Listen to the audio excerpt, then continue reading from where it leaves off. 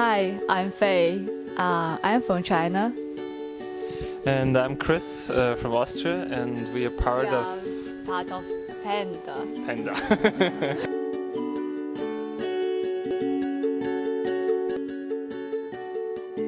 Hola amigos de Percepciones Latinoamericanas, el día de hoy le traemos un episodio más de Una Voz Latinoamérica. En este momento nos encontramos con el estudio de Arquitectura PENDA, nos acompañan Fei y Chris y le haremos unas preguntas. How did PENDA arise? I think it's back to 2013.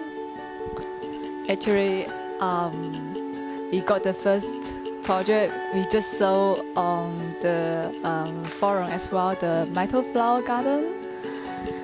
So we got this competition, and to us, we think, oh, that is a big challenge. We should to do something after we graduate from the university.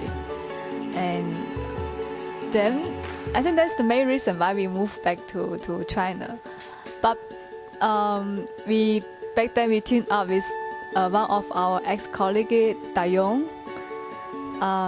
So actually, in the beginning, three of us have the company together, but then they cannot pay me, so I'm out of it. So then PENDA, it means P-E, my husband's family name, and his partner's name, Dayong, so P-E-N-D-A. That means PENDA, not the Chinese panda, the one eating bamboo. Yes, that's how we setting up the office. Setting up I don't think that we rise or we have risen yet. So we are still growing, we are still very young, and we still have a lot to learn when it comes to architecture. So we are just getting started, so we didn't arise yet. Okay, we know the art and culture are important to PENDA. How do you meet that in your architecture projects?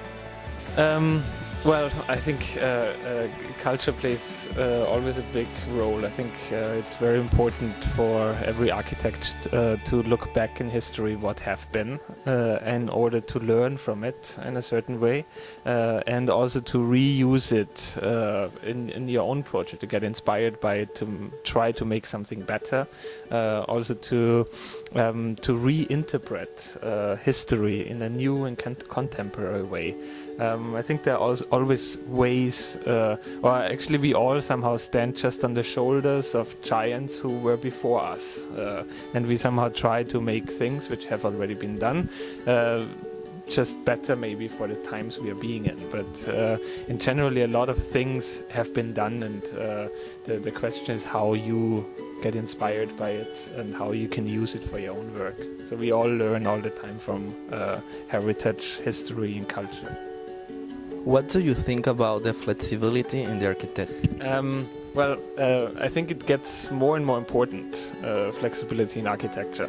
Architecture was always something very solid, an object which was there in the city, which is really beautiful because in a way everything is changing so fast in our environment. We have new technology. Everybody wants to be the first in something, the first to adapt something. It's everything about the bigger, the faster, and so forth.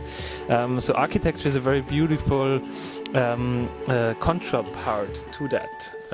So architecture doesn't need necessarily be fast. It doesn't need to change all the time. But I think that also, in a way, we have a very flexible generation at the moment. So we can travel wherever we want, and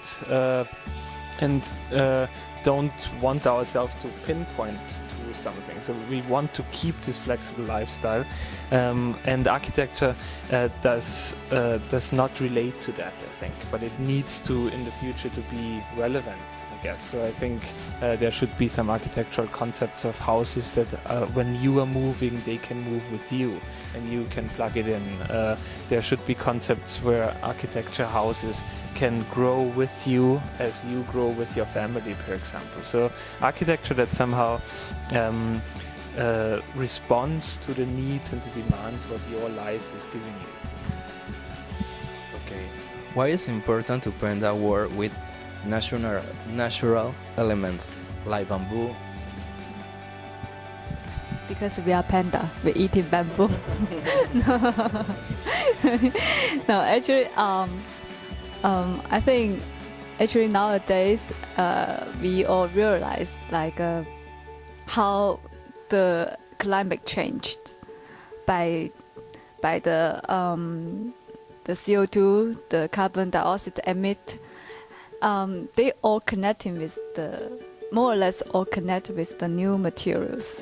I mean, we have our natural materials because like all under our feet, like mud, bamboo, wood. Those are natural materials. One of our friend and also from Austria, and actually she's doing a project with the nature material, with the mud, and so I think that is also the one of the topic now. More and more architects, they all already realize how the world changed, so how we can do to make the life better or make the world better.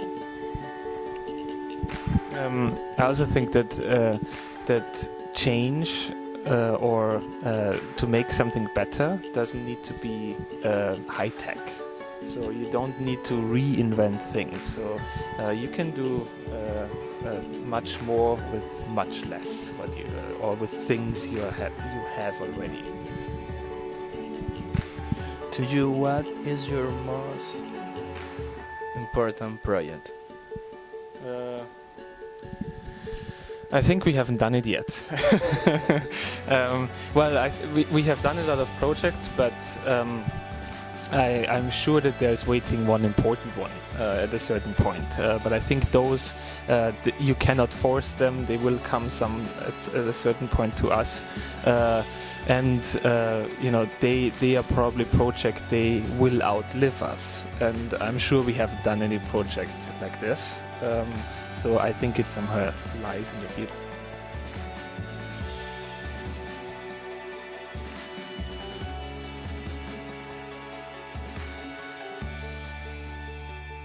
Thank you. Bueno, eso sería todo. Nos despedimos. No olviden seguirnos en nuestras redes sociales de Facebook e Instagram.